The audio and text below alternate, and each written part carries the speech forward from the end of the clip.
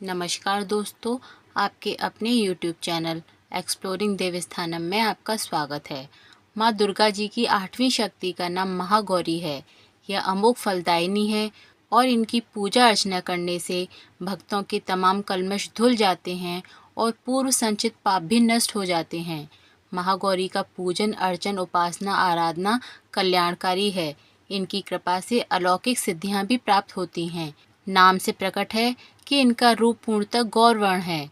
इनकी उपमा शंख, चंद्र और कुंद के फूल से दी गई है। अष्टवर्षा भवेद गौरी यानी इनकी आयु 8 साल की मानी गई है। इनके सभी आभूषण और वस्त्र सफ़ेद हैं, इसीलिए इन्हें श्वेतांबर धरा कहा गया है। 4 भुजाएं हैं और वाहन वृषभ है, इसीलिए इन्हें वृषारूढ़ा भी कहा जाता है। इनके ऊपर वाला दाहिना हाथ अभय मुद्रा में है और नीचे वाला हाथ त्रिशूल धारण किया हुआ है। ऊपर वाले बाएं हाथ में डमरू धारण कर रखा है और नीचे वाले हाथ में वर मुद्रा है। इनकी पूरी मुद्रा बहुत शांत है। पति रूप में शिव को प्राप्त करने के लिए महागौरी ने कठोर तपस्या की थी। इसी वजह से इनका शरीर काला पड़ गया, लेकिन तपस्या से प्रसन्न होकर भगवान शंकर ने इनके शरीर को गंगा के पवित्र जल से धोकर कांतिमय बना दिया। उनका रूप गौर वर्ण का हो गया, इसीलिए यह महागौरी कहलाईं।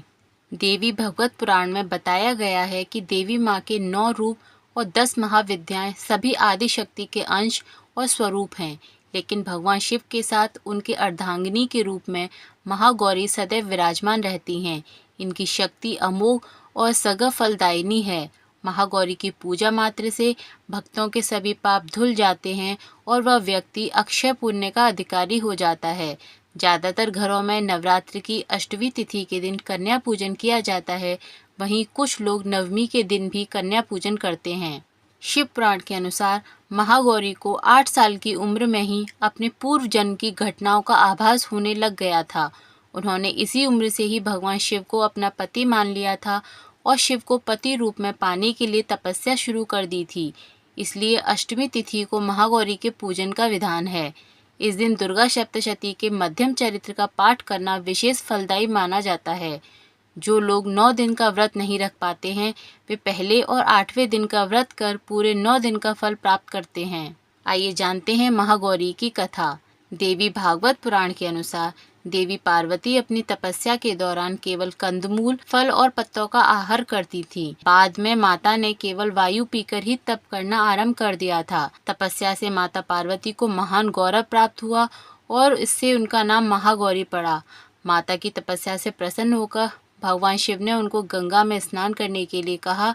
जिस समय माता पार्वती गंगा में स्नान करने गईं, तब देवी का एक स्वरूप श्याम वर्ण के साथ प्रकट हुई, जो कौशिकी कहलाईं, और एक स्वरूप उज्ज्वल चंद्र के समान प्रकट हुआ, जो महागौरी कहलाईं। माँ गौरी अपने हर भक्त का कल्याण करती हैं और उनको सभी समस्याओं से मुक्ति दिलाती हैं। देवी भागवत पुराण के अनुसार महागौरी का वर्ण रूप से गौर अर्थात सफ़ेद है और इनके वस्त्र व आभूषण भी सफ़ेद रंग के ही हैं।